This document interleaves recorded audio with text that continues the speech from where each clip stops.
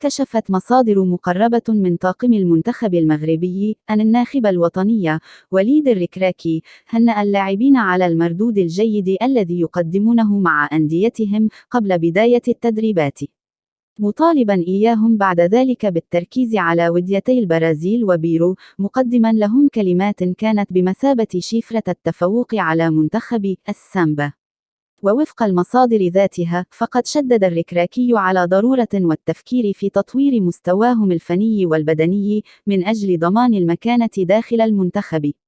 داعيا إياهم إلى تأكيد حضورهم أمام البرازيل بما يليق بالمركز الرابع الذي احتلوه في كأس العالم بقطر، وال11 في التصنيف الشهري للاتحاد الدولي لكرة القدم. كما شدد وليد الركراكي على ضرورة الحفاظ على المكتسبات المحققة في مونديال قطر، مذكرا اللاعبين والطاقم الفني والطبي بضرورة الذهاب بعيدا في نهائيات كأس أفريقيا ساحل العاج 2024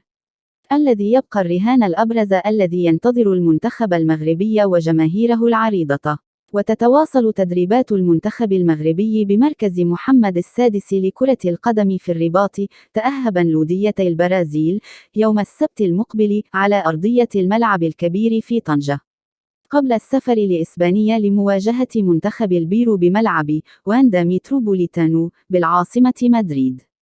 وعرفت تدريبات المنتخب المغربي تواجد جميع اللاعبين أمس الأربعاء بما فيهم سفيان أمرابط لاعب وسط فيورنتينا الإيطالي، وأشرف حكيمي الظهير الأيمن لباريس سان جيرمان الفرنسي،